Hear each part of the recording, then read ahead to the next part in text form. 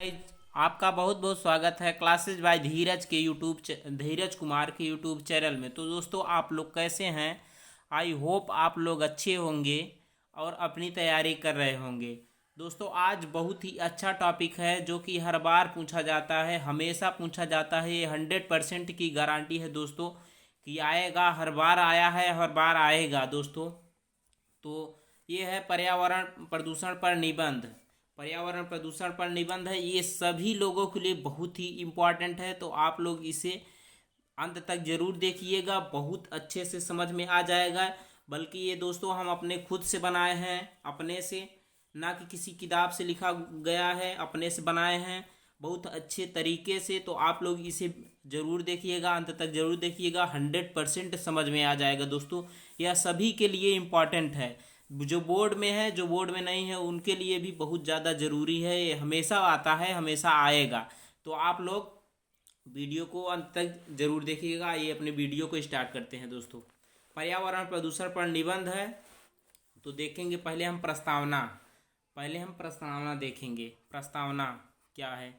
प्रस्तावना में यह है, स्वच्छ वातावरण से ही जीवन का विकास संभव है। स्वच्छ वातावरण से ही जीवन का विकास संभव है। जब वातावरण में कुछ हानिकारक तत्व आ जाते हैं तो वातावरण को दूषित कर देते हैं। यह वातावरण जीवधारियों के लिए काफ़ी हानिकारक घातक होता है। इसी प्रकार वातावरण के दूषित हो जाने से प्रदूषण होता है। मतलब कहने का मतलब ये है दोस्तों कि स्वच्छ वातावरण से ही, अगर स्वच्छ वातावरण रहेगा तभी जीवन का विकास संभव हो सकता है, अथवा नहीं, अगर वातावरण ही हानिकारक हो जाए तो जब हानिकारक तत्व कुछ आ जाते हैं वातावरण में तो यह वातावरण को दूषित कर देते हैं। यह वातावरण जीवधारियों के लिए काफ़ी हानिकारक घातक हो जाता है। इसी प्रकार वातावरण के दूषित हो जाने से प्रदूषण होता है। आप एक बार समझ लीजिए और दिमाग में बैठा लीजिए, और उसके बाद आप अपने से आराम से लिख सकते हैं डाल के। प्रस्तावना हो गया दोस्तों। अब हम लोग आगे देखते हैं, आगे क्या है?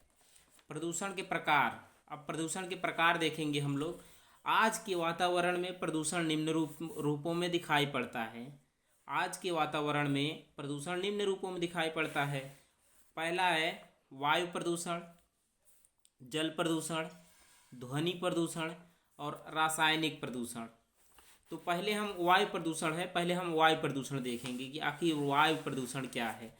तो वायुमंडल में विभिन्न प्रकार की गैसें एक विशेष अनुपात में उपस्थित रहती हैं।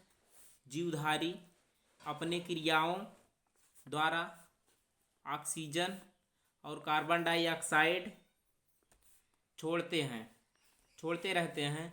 हरे पौधे प्रकाश की उपस्थिति में कार्बन डाइऑक्साइड लेकर ऑक्सीजन निष्कासित रहते हैं। इससे वातावरण का संतुलन बना रहता है।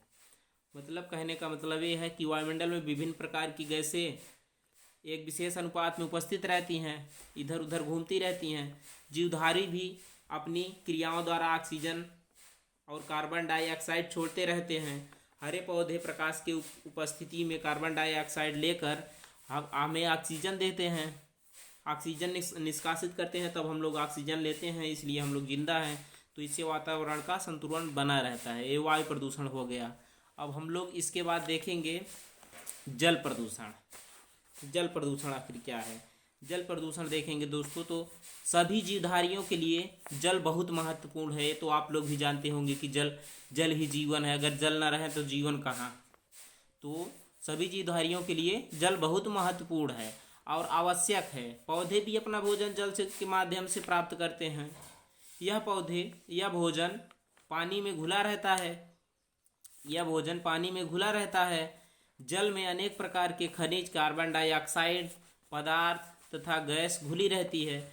यदि जल में यह पदार्थ आवश्यकता से अधिक मात्रा में हो जाते हैं तो जल दूषित होकर हानिकारक हो जाता है। जल दूषित होकर हानिकारक हो जाता है, वह प्रदूषित जल कहलाता है। आई होप आप ये समझ गए होंगे कि जल प्रदूषण आखिर है क्या। एकदम साधारण सा है। आप लोग एक बार दिमाग में बैठा लीजिए ध्यान से और इसे लिख दीजिए अपने से, कोई दिक्कत नहीं होगा, नंबर पूरा मिलेगा। तो जल प्रदूषण ये दूसरी हेडिंग हो गई उसमें से। आगे देखते हैं हम लोग। अब इसके बाद हम लोग देख लेते हैं दोस्तों कि ध्वनि प्रदूषण। तीसरा है ध्वनि प्रदूषण। ध्वनि प्रदूषण आज की एक नई समस्या बन गई है। तो आप लोग भी जानते हैं कि ध्वनि आजकल बहुत ज़्यादा हो रही है, डीजे उजे बज रहे हैं, तो बस इसी कारण ध्वनि प्रदूषण आज की एक नई समस्या बन गई है। इसे वैज्ञानिक प्रगति ने पैदा किया है, मतलब वैज्ञानिक ने ही इसे बनाया है। मोटर कार, ट्रैक्टर, जेट विमान, जो बाजे बजते हैं शादी ब्याह में, तो वही है। तो मोटर कार, ट्रैक्टर, जेट विमान, कारखाने के सायरन, मशीनें, लाउड स्पीकर आदि ध्वनि संतुलन को बिगाड़कर ध्वनि प्रदूषण उत्पन्न करते हैं। आई होप आप ये भी समझ गए होंगे, एकदम साधारण सा है। अब उसके बाद आगे चलते हैं हम लोग देरी न करते हुए। रासायनिक प्रदूषण देख लेते हैं। रासायनिक कारखाने से बहते हुए अपशिष्ट द्रव्यों के अलावा धन की उपज में वृद्धि की दृष्टि से प्रयुक्त कीटनाशक दवाइयों से और रासायनिक खादों से भी स्वास्थ्य से प्रतिकूल प्रभाव पड़ता है। ये पदार्थ पानी के साथ मिलकर नदियों, तालाबों, समुद्रों में पहुंचते हैं, जो जीवन को अनेक प्रकार से हानि पहुंचाते हैं।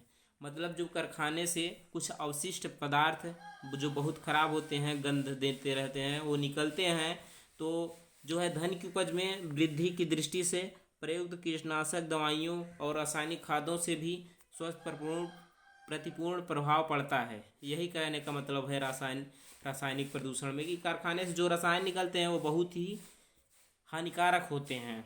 आई होप आप रासायनिक प्रदूषण समझ गए होंगे। अब देख लेते हैं हम लोग प्रदूषण के कारण। प्रदूषण के कारण क्या है, आखिर किसके कारण प्रदूषण हो रहा है ज़्यादातर। तो प्रदूषण अगर देखें हम लोग तो विश्व की जनसंख्याओं में तेज़ी से वृद्धि हो रही है, तेज़ी से होने वाली वृद्धि है, ये तो पहला है। आप समझ रहे होंगे कि विश्व की जनसंख्या में तेज़ी से होने वाली वृद्धि है। विश्व की जनसंख्या आज तेज़ी से बढ़ती जा रही है, उतनी ही तेज़ी से आदमी की सुविधा में कमी होती जा रही है। आप लोग देख ही रहे हैं कि आदमी जितनी तेज़ी के साथ बढ़ रहे हैं, घर मकान बना रहे हैं, उतने ही सुविधा कम हो रही है लोगों को रहने के लिए।